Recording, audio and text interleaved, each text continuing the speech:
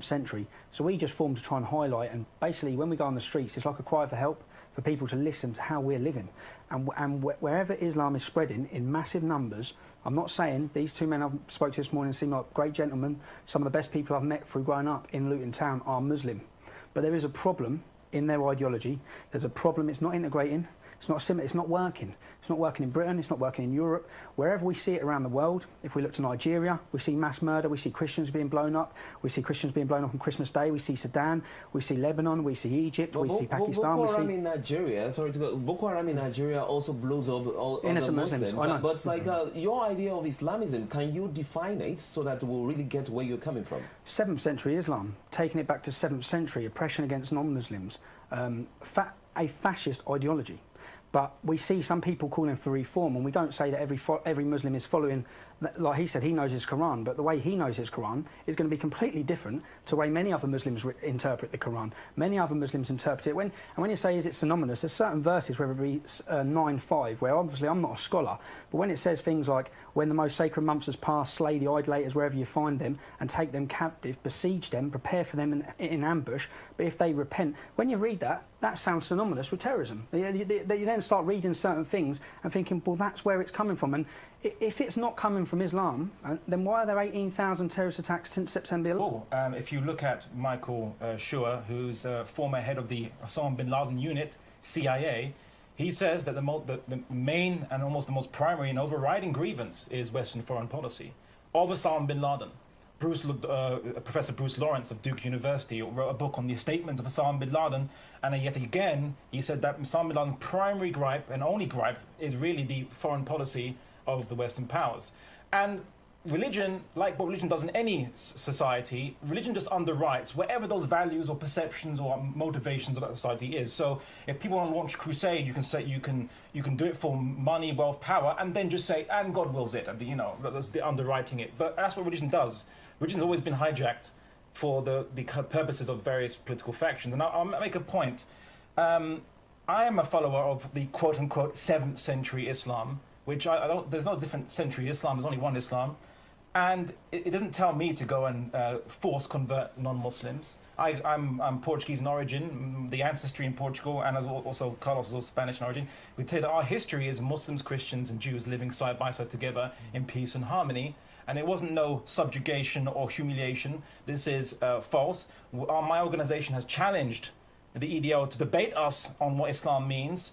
And his misquoting of text just now is, why don't you continue reading that text? It was talking about a specific historical situation where pagan Arab tribes were breaking their peace treaties with the Muslims, killing the Muslims, and the Quran said, right, for these tribes, slay their soldiers wherever you find them. And then it goes, for those who have remained true to their covenant, then maintain that covenant with them. And even then, for those who ask for safety, then escort them to a place of safety for pagan Arabs. So continue reading that Quran. Don't just give us sound bites, Tommy, because it's very misleading. You're misleading your own people. Maybe you should have told that to the man who went on the murdering spree in France, who used exact quotes from the Quran to back up all of his murders on the videos. Once he showed the murder, he showed the quote from the Quran as to why he done it. And Tommy, don't you think that maybe you need to make sure people are following your religion better. No, but because if I read that and I read it like that, then the man that went and killed loads of Jewish children and backed it up with quotes from the Quran saying this is why I done it, and he actually specifically named why he done it, and the quotes,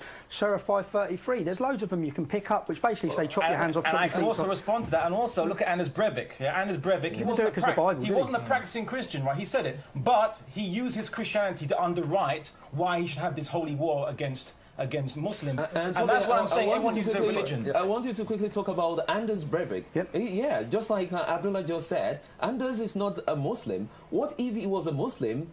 Your party would have raised something. We say about Why don't you talk about Anders? We say about terrorism, yeah? That's one man. I don't see Christians, Sikhs or Hindus blowing things up worldwide on a daily basis. You just don't see it. I can give you but reports. You talk about Anders Breivik, and you've introduced us as far right, yeah? We're not far right. There's nothing far right about our organisation. We welcome everybody. We call everybody into our group. Anders Breivik, when he went on his killing spree, there was this big media campaign to link him with us. yeah, that he was linked to us, and in order to demonise us as a movement, on page 1438 of his dossier, he describes us as naive fools. He says we believe the democratic process can solve these problems. He basically hated us. He explained why he hated us. He said that we have members of non-European and African background as leaders, and for this reason, and we will. He says our ideologies can never be reconciled. That's what he said. But yet there's this big media campaign to link us with him. The man was a monster. He said the man was a monster. He supported you guys, and he supported you. Yeah, he did. The other text. Let's not ignore the other text. No, he did. It's like in the early days of his 2-year manifesto. Excuse me. So don't forget we have somebody on the telephone. We've got somebody, Raza, on the telephone. Raza. Hello, Raza. Yes, hi there. Raza, we've been talking about the text from the Quran. Do you think there is a correlation between terrorism and jihads that we saw in the Quran? No, the only correlation that I've seen so far is the number of verses that Tommy Robinson reads, the more his idiocy increases. Because anyone can tell, as Brother Abdullah Andalusi very clearly stated, that when you look at it in context, it's very clear that Islam is not a religion of war. But here you have a complete idiot who keeps coming back and saying that Islam is the problem, Islam is the problem. If you want to talk about problem, talk about terrorism, let's talk about Anders Breivik. Let's talk about those soldiers in Afghanistan that put quotes from the Bible on bullets when they were shooting children. Let's talk about the fact that George Bush said that he felt ordained by God to go on the Iraq war. If you want to talk about terrorism, we're the biggest victims of terrorism. Absolute rubbish. Raza has called for jihad in Palestine, by the way. Okay. It's just like you support Israel killing Palestinians. Calm down. Very clear. No, I'm not going to calm down because all this is absolute rubbish, trying to come across like a reasonable person. Well, maybe you need to explain that to your fellow Muslim brothers. I'm not blowing anyone up. Islam. Talking complete rubbish all the time. No, don't talk to me. Raza. I think Tommy has a valid question he wanted to ask you. He was saying it on the ground. Tommy, you wanted to ask a question. I said I read that you called for a jihad against in Palestine. No, let's make it very clear what I said. I said Zionists are evil dogs. Yeah, evil dogs. And you called for jihad against them, a holy war. What you said was this. You said you support Israel's right to support itself, which means to support making a wall around Palestinian people, making checkpoints, and forcing Palestinian women to give birth at Israeli checkpoints. So that's what you said. I said Zionists are dogs for doing that. There's a difference. And you called for a jihad. So we have a moderate Muslim on the radio who calls for jihad. Very clear. Don't talk absolute rubbish. I said that every human being is within their right to defend themselves, and whatever court you're referring to, you don't have a court. You're saying random stuff. Raza, Abdullah is about saying something, but then we'll get to Carlos. Right, Abdullah. Firstly, jihad is a part of Islam, just like fighting for freedom is a part of liberalism or the Western culture. It doesn't mean holy war. It just means to fight for justice. To you, it doesn't. No. To the Quran, to Islamic scholars, to everyone who knows about it. Secondly, you said you don't hear about Hindus blowing themselves up. Well, then you have no knowledge then about the Tamil Tigers who have committed the most suicide bombings than any organisation or religious group in history. Try reading outside of their Daily Mail. There's actually interesting facts out there. No, it's not. All right. And secondly, Go on. Yeah. And secondly, as I said, we can invoke a jihad or fighting for justice against legitimate resistance causes, especially the Palestinians who are being oppressed, who had their land usurped from them, and they have a legitimate right to defend themselves when people come into their courtyards and their towns with guns and shoot them. Okay. Carlos was about. They clearly are. There is an image. I agree there is an image problem there, but it's like your party is sometimes labelled as a party of racist dogs, gangsters, and whatever. Don't you think that the same problem? Even gangsters have standards. The same problem Islam is having with that image of terrorism, your party is also having. It's nonsense because we've blown no one up, we've killed no one, planted no bomb.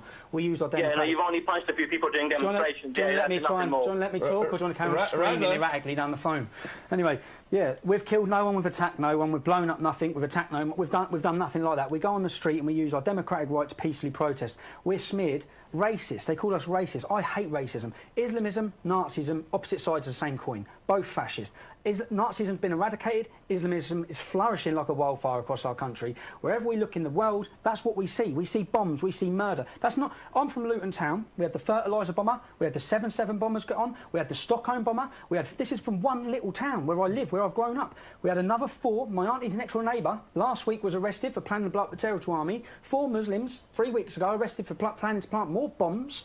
Now, it's not my fault. So then when we want to talk about these issues and we're angered by them, you talk about grooming. The grooming and systematic rape. Oh God! Let's talk about the grooming. Yeah, there's no 12-year-old Muslim girls getting raped by 20 Muslim Christian men in this country. Let me talk about it because I'm talking. I'll get to you very soon. But let him finish. There's Christian girls, right? Not just Christian, non-Muslim basic girls being raped and pimped across the country, right? And we talk about grooming there, and then we talk about the reasons why. And people again, we look and we see it linked to Islam.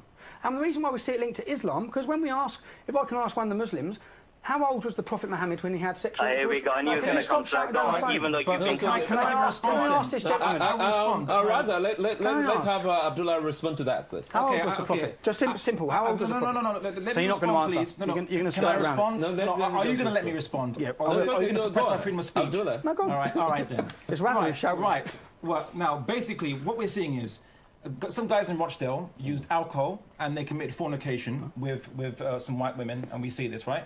Is alcohol and fornication allowed in Islam? No. It's forbidden. I challenge you to find me any verse of the Quran or hadith or anything, yeah, that says that drinking alcohol and sex outside of marriage is allowed in Islam. It is not, sir. So I think you'll find that you're trying to now label these guys who are now adopting a culture which you'd probably be more familiar with than we would. All right, it's not Islamic culture. Secondly, if you look, if you just look on this, the CIA World Fact Book. Answered the question. Let me finish, right? The CIA. I'll get to it. The CIA World Fact Book. Yeah, in the space of from 1980 to 2005. Yeah, only 6% of terrorist attacks in America has been from Muslims. They were actually beaten by Zionist extremists, who've got 7%. You've got extreme left-wing groups, 24%, communists, 5%, Latino, 42%. So, and again in England and Europe as well, the vast majority of the terrorist attacks were the Basque separatists and other and far-right groups. But also, before I answer your question, I want to make another point. Al-Qaeda is kind of like, has the same problem as the EDL.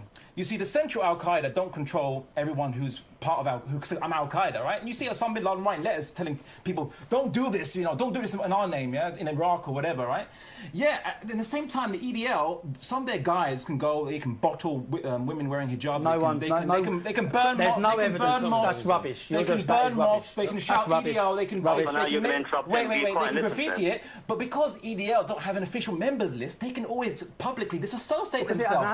This allows them to have their cake and eat it, right? So I still haven't answered my question. And he asked me a question. I want to answer it. You haven't answered. Right? He asked, did the Prophet Muhammad get married to a woman who was post-pubescent? Yes. She post-pubescent at a young age? Yes. But the average life expectancy at that time was 35. Did he have sex with her when she was 9? You're making judgments. Did he have sex with her when she was 9? Look, you're making judgments. You're not answering the question. No, he did not. No, actually, firstly, he did not. It's based on one hadith. How about it's based on one hadith, and that hadith, excuse me, it's based on one hadith, and that hadith is contradicted